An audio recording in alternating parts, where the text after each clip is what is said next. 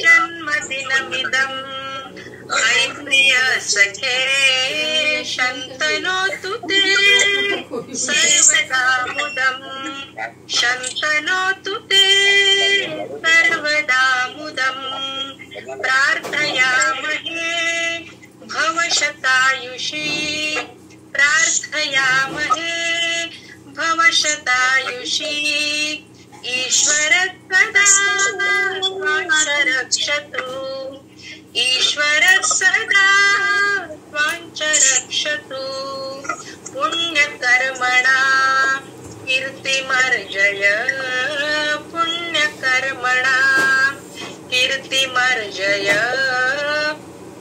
जीवनं तव भवतु सार्थकम् जीवनं तव भवतु सार्थकम् भवतु सार्थकम् भवतु सार्थकम्.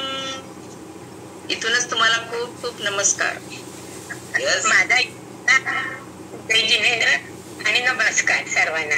तुमचं सर्वांच्या शुभेच्छेनं माझं आणखीन जर आयुष्य मोठं झालेलं आहे आणि थोडी आध्यात्मिक तरुण झालेली आहे म्हणायला हरकत नाही. मी आता मॅडमनी सांगितलं मी मिलिंद पाटीलची आई आणि सविताची सासू दोघांची मी आईच आहे. आणि आज मला आज 82 वर्ष पूर्ण होऊन मी आज 83 वर्षात पदार्पण केलेलं आहे आणि मी खरोखर खूप आरोग्यवान आहे. त्याला आईची सगळी कृपा आहे की आमच्या सुजाता मॅडमचीच म्हणजे त्यांनी जो ही गंगा आरोग्याची गंगा घरोघर पोचवलेली आहे त्यामुळे आमच्या ज्येष्ठ नागरिकांना त्याचा खूप मोठा लाभ होत आहे. आमच्या वयात आम्हाला काय माहित नव्हतं. तरुण वयामध्ये हे सगळं काय ज्ञान पण नव्हतं, कोणी गायडन्स पण केलं नाही, कुणाकडनं काय आम्हाला माहिती पण मिळाली नाही. त्यामुळे काही जरी इच्छा असली तर आम्ही काही करू शकलो नव्हतो. पण आता ही जी गंगा आलेली आहे आपल्यापर्यंत त्याचा आपण सर्वांनी लाभ घ्यायला पाहिजे. आता मी माझा थोडा अनुभव सांगते. म्हणजे माझं जसं गेलो तसे म्हणजे प्रॉब्लेम जास्त व्हायला लागले होते.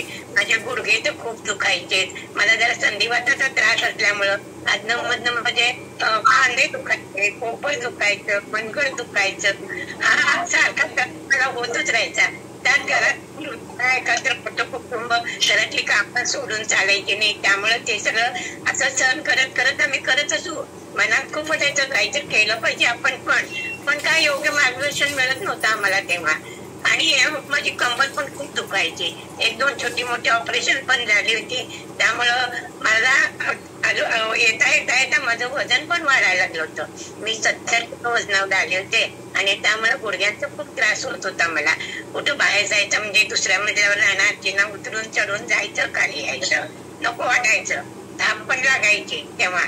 त्यामुळं आयुष्य कसं थोडस निरस झालं होतं. पण ही जी गंगा आहे ही जेव्हा आमच्या मिडलिन पर्यंत आली प्रथम मोळके अण्णांच्या ह्याच्यानं सहाय्यानं आणि त्यानं जेव्हा सुरुवात केली खरं म्हणजे त्याला अजिबात व्यायाम करायला आवडत नव्हता. सविता आम्ही सारखं सांगायचं पण तो फारसं लक्ष देत नव्हता. पण जेव्हा त्याच्या तब्येतीच्या तक्रारी सुरू झाल्या आणि अजून त्याचं वय लहान होतं त्या मनाने तेव्हा त्याला मोळके अण्णांची आठवण झाली आणि त्यानं मनापासून हे सगळं करायला सुरुवात केली. माझं पण त्याच्याकडे खूप लक्ष होतं.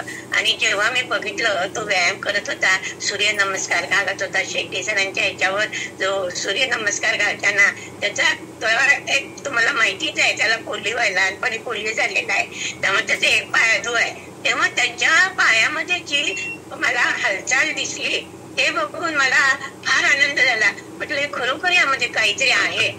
तर आपण पण चालू केलं त्याला. आपण जरी आता वृद्धत्वाकडे झुकलेला आहोत तरी सुद्धा आपलं पण आहे त्यातल्या तरी गुडघे दुखी सगळी कमी झाली. मला ब्लड प्रेशरची गोळी चालू होती ती सुद्धा माझी हळूहळू गोळी डॉक्टरांनी बंद केली. बरं का मी काही स्वतःहून बंद केली नाही. खरं म्हणजे या वयात डॉक्टर लोक सुद्धा गोळी बंद असतात तर पडदा गोळी बंद करायला घाबरतात खरं म्हणजे. कारण कधी काय होईल आपल्याला सांगता येत नाही. पण 2-4 वेळा तपासून दर आठवड्याला तपासून माझी गोळी बंद केली. माझी दाढ कमी झाली, माझे चांदे दुखणे कमी झाले. नंतर मला नेहमी जेवताना ठसका लागायचा. काही खायला लागले प्यायला लागले की असा ठसका लागायचा की वरचा श्वास खालचा आली, सगळेजण माझ्या भोवती बोलावायचे, एवढा मला जोरात ठसका लागायचा. तो सुद्धा माझा बंद झाला. याला कारण ओंकार साधना आहे.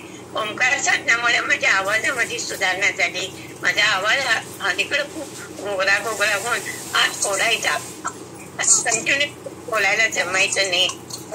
देवदत्ताची आवड असल्यामुळे संस्कृत मधली स्तोत्र म्हणायची मी, ती मोठ्यानं म्हणायला नको वाटायची. आवाज बाहेर फुटायचा नाही. हे मला वाईट वाटायचं का आपण आता म्हणू शकत नाही. पण यामध्ये मी जशी जॉईन झाले ना, तसं मला ते सगळं करायला यायला लागलं आणि मला खरोखर त्याचा खूप खूप आनंद झाला.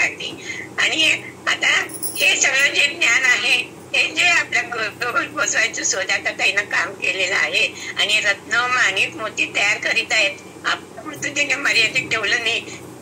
समुद्रात अनेक रत्न बाहेर येतात, तशी तिने पण रत्न बाहेर काढलेली आहेत आणि बरोबर याचा मला फार आनंद होतोय. माझ्यासारख्या ज्येष्ठ जे नागरिक असतील त्यांना याचा उपयोग होतोय. कुठे बाहेर जाऊ शकत नाही फारसं, तेव्हा तुमच्याही घरात कोणी असतील माझ्यासारखे ज्येष्ठ व्यक्ती, तेव्हा तुम्ही त्यांना सगळ्यांना याचा लाभ मिळवून द्या. म्हणजे मला खरोखर आनंद होईल.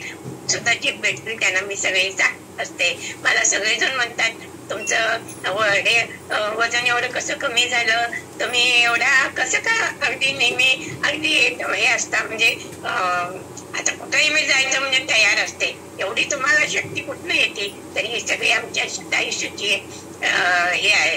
काय शतायुष्याने आमच्यावर सगळे हे घडवलेलं आहे, त्याचा हा प्रभाव आहे. ते मला सांगायला सगळ्यांना फार आवडतं. आणि काय सांगू आता, मला खूप सांगा वाटतंय पण नको, आज वेळ फार कमी आहे तुमच्याकडे पण, त्यामुळे मी एवढंच सांगते. आणि जय जनेत, आज दसरा आहे.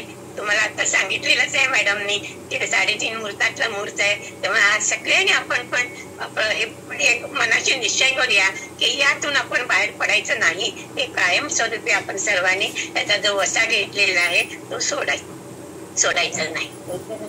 आणि मुलक्यांनी आज जे काम सुरू केलंय त्याचा पण मला फार आनंद आहे. असेच अनेक मुलक्यांना तयार व्हायला पाहिजे. त्यांना पण माझ्या खूप खूप शुभेच्छा आहे. जय जय. चलो जोरदार क्लॅपिंग करू. पॉवरफुल. वर्ष 82 कम्प्लीट, 83 चालू. 83व्या वर्षी आवाज कसला खणखणीत आहे.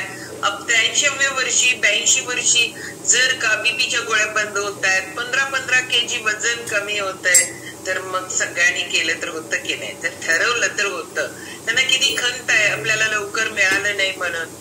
जर लवकर मिळालं असतं तर अजून किती एनर्जेटिक असत्या. पण असं नसतं, कारण कधी वेळ असतो त्याच वेळेला या सगळ्या गोष्टी मिळतात आणि मस्त बोलतात त्या. खरंच अश्विनी खूप भारी बोलतात, खूप भारी मेसेज देतात सगळ्यांना. कारण का की असे लोक जे आहेत ना आपल्या पण घरी आहेत, त्यांचे आशीर्वाद, त्यांचं आयुष्य वाढणं हे खूप महत्वाचं. आपण सगळ्यांनी तो संकल्प मी मगाशी सांगितलं त्याप्रमाणे आपण संकल्प करणार आहोत.